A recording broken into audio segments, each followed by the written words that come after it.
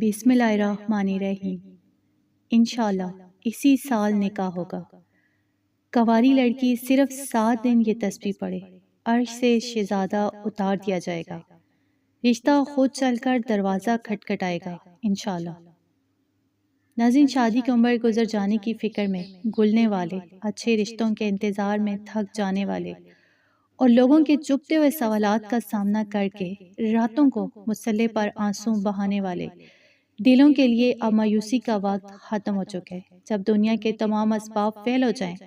جب سفارشیں اور رشتے کروانے والے لوگ بھی ہاتھ کھڑے کر دیں اور جب ایسا لگے کہ ہر طرف سے راستے بند ہو چکے ہیں، تو مایوس ہونے کے بجائے کائنات کے اس مالک پر یقین بڑھا دیں جو ناممکن کو ممکن بنانے پر کامل قدرت رکھتے ہیں۔ اگر رشتوں میں مسلسل رکاوٹیں آ رہی ہیں، بات بنتے بنتے بگڑ جاتی ہے یا اچھے رشتے آنا ہی بند ہو گئے، تو یہ بات ذہن نشین کر لیں کہ اللہ کی رحمت کے خزانے کبھی کم نہیں ہوتے اور نہ ہی وہ اپنے بندوں کو تڑپتا ہوا چھوڑتے ہیں۔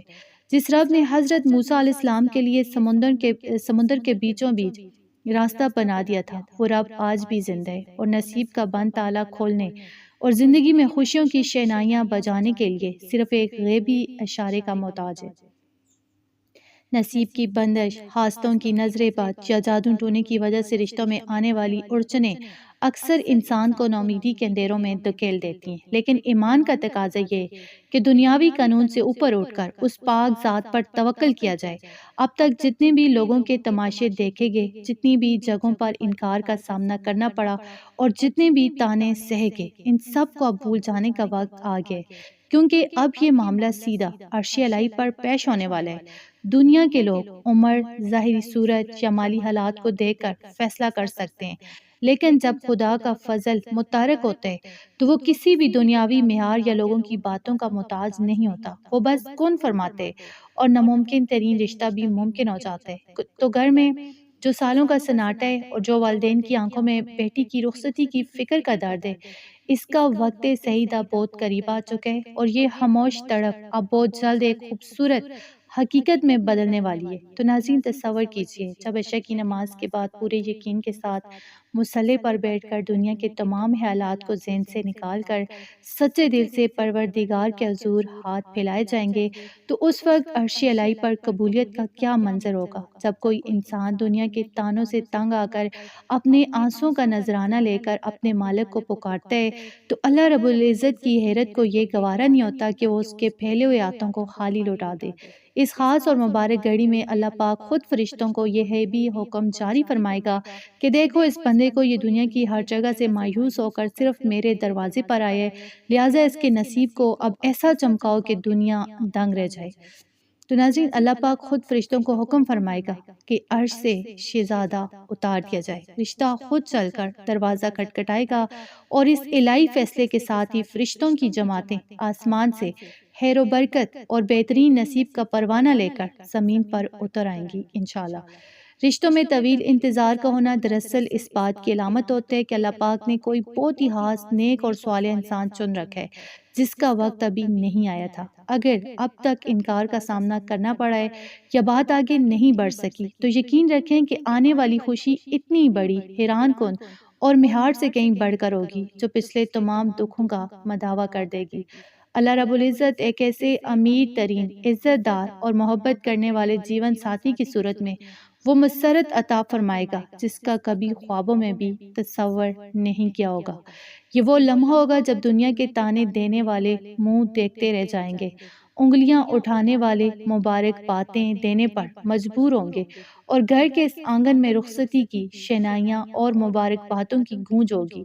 خدا جب بھی نوازتا ہے تو انسان کی عقل دنگ رہ جاتی ہے اور سجدہ شکر کے علاوہ کوئی دوسرا راستہ باقی نہیں رہتا۔ تو اس لیے دل سے ہر قسم کا شک، وہم، خوف اور ناامیدی کا سایہ مکمل طور پر نکال باہر کرنا لازم ہے، تاکہ دعا میں وہ تڑپ اور کامل یقین پیدا ہو سکے جو تقدیر کو بدل دیتا ہے۔ تو عشاء کی نماز کی ادائیگی کے فوراً بعد مصلے سے اٹھنا نہیں ہے، دل میں یہ پکا عزم رکھنا ہے کہ فریاد سنی جا چکی ہے اور بہترین نصیب کا غیبی فیصلہ ہو چکا ہے۔ اور اب میں آپ کو وہ خاص تسبیح اور مبارک طریقہ بتاؤں گی جس کو صرف 7 دن پڑھتے ہی بند راستے کھل جاتے ہیں، رشتوں کی لائن لگ جاتی ہے اور قسمت کا بند تالا فوراً کھل جاتا ہے۔ تو عشاء کی نماز کے بعد مصلے پر بیٹھ کر کیا جانے والا یہ عمل اللہ رب العزت کے دو انتہائی مبارک اور جلالت والے صفاتی ناموں کا ایسا لاجواب ملاپ ہے جو شادی کی بڑی سی بڑی رکاوٹ کو جڑ سے ختم کر دیتے ہیں۔ جب عشاء کے فرائض اور سنتوں سے فارغ ہو جائیں تو مصلی سے بالکل آپ نے نہیں اٹھنا اور نہ ہی کسی سے کوئی بات چیت کرنی ہے، بالکل اسی جگہ قبلہ رخ پیٹ کر سب سے پہلے اپنے دل کو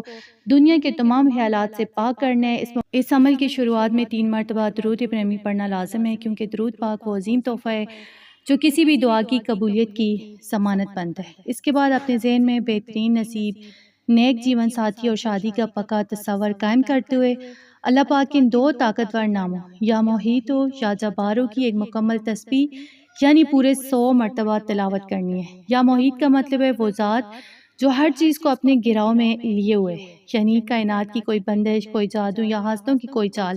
اس کے احاطے سے باہر نہیں ہے۔ اور جب اس کے ساتھ یا جبار ملتا ہے جس کا مطلب ہے ہر ٹوٹے ہوئے کام کو زبردستی جوڑ دینے والا اور بگڑی بنانے والا، تو رشتوں پر لگی سخت سے سخت بندش بھی سیکٹوں میں ٹوٹ جاتی ہے۔ جب کوئی لڑکی اچھے نصیب کے لیے سچے دل سے ان دونوں ناموں کو ملا کر پکارتی ہے تو حاسدوں اور جلنے والوں کی بنائی ہوئی ہر رکاوٹ مٹ جاتی ہے اور غیب سے ایسے اسباب بنتے ہیں کہ رشتہ خود چل کر دروازے پر آتا ہے۔ اس تسبیح کو پڑھنے کی خاص ترتیب اور طریقہ کار یہ ہے کہ یا محیط و یا جبارو کو ایک ساتھ ملا کر 1 مرتبہ گنا جائے گا اور اسی طرح تسبیح کے دانوں پر 100 کا عدد پورا کیا جائے گا۔ دوران تلاوت آواز بالکل دھیمی ہونی چاہیے، لیکن دل کے اندر ایک تڑپ اور یقین کی ایسی کیفیت ہونی چاہیے جیسے عرش سے اب حکم آنے ہی والا ہے اور جو نصیب سالوں سے بند ہے اسے اب یہ طاقتور ذات کھولنے والی ہے۔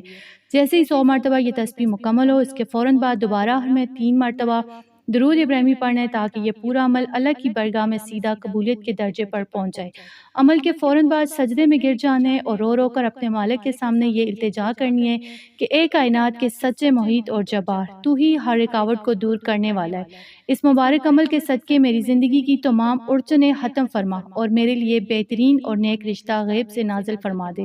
ناظرین، یہ وہ لمحہ ہوتا ہے جب بندے کا یقین اور عاجزی دیکھ کر اللہ پاک فرشتوں کے سامنے فخر فرماتے اور غیبی طور پر بہترین نصیب اور شادی کا فیصلہ جاری فرما دیتا ہے۔ اس طاقتور وظیفے کو بلا نہا 7 دن تک لگاتار جاری رکھنا ہے اور اس دوران ایک دن کا بھی نہا یا سستی نہیں ہونی چاہیے،